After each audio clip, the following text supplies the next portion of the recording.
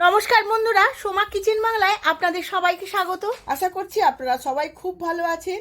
আজ আমি শেয়ার করতে চলেছি অনুষ্ঠান বাড়ির স্বাদের চিংড়ি মাছ ও বড়ি দিয়ে কুমড়ো শাকের ঘন্ট। খুবই সাধারণ একটি রেসিপি, কিন্তু খেতে দারুণ হয়। আপনারা যে কোনো সময় সহজেই বাড়িতে বানিয়ে নিতে পারবেন। তার জন্য সম্পূর্ণ ভিডিওটি দেখতে হবে। আমার চ্যানেলে নতুন বন্ধু হলে চ্যানেলটিকে সাবস্ক্রাইব করবেন আর পাশে থাকা বেল আইকনটি প্রেস করে রাখবেন, যাতে আমার সমস্ত রান্নার নোটিফিকেশন সবার আগে আপনাদের কাছে পৌঁছে যায়। আর ফেসবুক বন্ধুদের কাছে অনুরোধ পেজটিকে ফলো করার জন্য। চলুন দেখে নেওয়া যাক রেসিপিটি। চানবাড়ির স্বাদে কুমড়ো শাকের ঘন্ট বানানোর জন্য এখানে আনাজ নিয়ে নিয়েছি। কুমড়ো, ঝিঙে, বেগুন, আলু আর কুমড়ো শাকটা আমি ছোট ছোট করে কেটে নিয়েছি। সমস্ত আনাজগুলো খুব ভালো করে ধুয়ে নিয়েছি। এখন কড়াইয়ে জল বসিয়ে দিয়েছিলাম, গরমও হয়ে গেছে। এবার সমস্ত শাকগুলো খুব ভালো করে একবার সেদ্ধ করে নেব। এবার চাপা দিয়ে 5 মিনিট সেদ্ধ করে নেব। আবারও কড়া বসিয়ে নিয়েছি। এবার বড়ি ভেজে নেব। আমি এখানে মটর ডালের বড়ি নিয়েছি।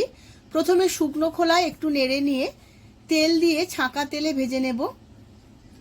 বড়িগুলো ভাজা হয়ে গেছে, এবার তুলে নেব।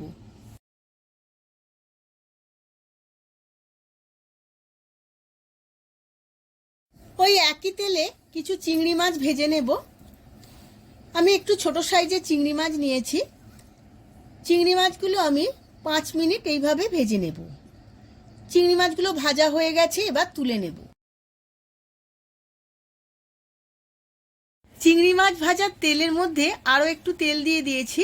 তেলটা খুব ভালো করে গরম করে নিয়েছি। এবার এর মধ্যে কিছু ফোড়ন দিয়ে দেব। তার মধ্যে 2টো তেজপাতা, 2টো শুকনো লঙ্কা আর 1/2 চামচ 5 ফোড়ন। সমস্ত ফোড়নটা খুব ভালো করে ভেজে নিয়েছি। এবার সমস্ত কেটে রাখা আনাজগুলো এই তেলের মধ্যে দিয়ে খুব ভালো করে ভেজে নেব।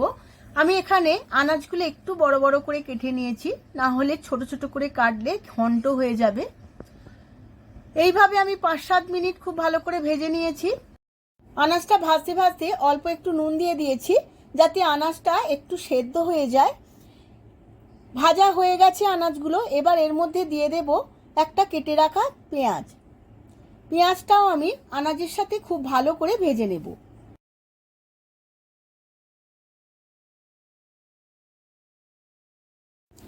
পেঁয়াজটা খুব ভালো করে ভাজা হয়ে গেছে। এবার এর মধ্যে দিয়ে দিলাম 1 চামচ আদা রসুন বাটা।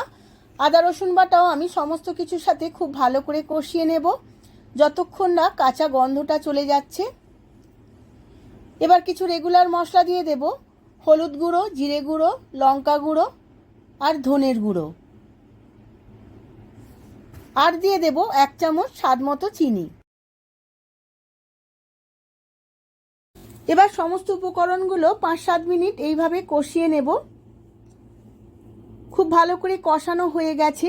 এবার দিয়ে দেব সেদ্ধ করে রাখা শাকটা। শাকটাও আমি সমস্ত উপকরণের সাথে আবারও একবার কষিয়ে নেব। খুব ভালো করে কষিয়ে নিয়েছি। এবার দিয়ে দেব ভেজে রাখা চিংড়ি মাছগুলো। অল্প একটু নাড়াচাড়া করে নেব। এবার দিয়ে দেব অল্প একটু জল। জল দিয়ে খুব ভালো করে নাড়াচাড়া করে নিয়েছি। এবার দেব স্বাদ মতো নুন। নুনটা সমস্ত কিছুর সাথে খুব ভালোভাবে মিশিয়ে নিয়েছি। এবার দিয়ে দেব ভেজে রাখা বড়িগুলো। বড়িগুলো দিয়ে চাপা দিয়ে লো ফ্লেমে 10 মিনিট সেদ্ধ করে নেব।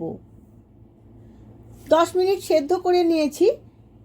এবার খুন্তিতে করে খুব ভালো করে ঘেঁটে নিতে হবে। এই সময় দিয়ে দেব 1 চামচ কালো সর্ষে বাটা। এবার খুব ভালো করে মিশিয়ে নিয়ে খুন্তিতে করে একটু ঘেঁটে ঘেঁটে দেব। আমার একদম রেডি হয়ে গেছে শাকটা। জলটাও শুকিয়ে গেছে। গ্যাসের ফ্লেমটা অফ করে সার্ভ করে নেব। আমি সার্ভ করে নিয়েছি কুমড়ো শাকের ঘন্ট। দারুণ দেখতে লাগছে। এইভাবে আপনারাও বাড়িতে বানিয়ে যে কোনো অনুষ্ঠানে ভাতের সাথে পরিবেশন করবেন। দেখবেন ছোট বড় সবার খুব ভালো লাগবে। ভিডিওটা যদি ভালো লেগে থাকে ভিডিওটিতে প্রচুর প্রচুর লাইক ও শেয়ার করবেন। আজ তাহলে আসি, আবার দেখা হবে পরবর্তী ভিডিওতে নতুন আরও অনেক অনেক রেসিপি নিয়ে। ধন্যবাদ।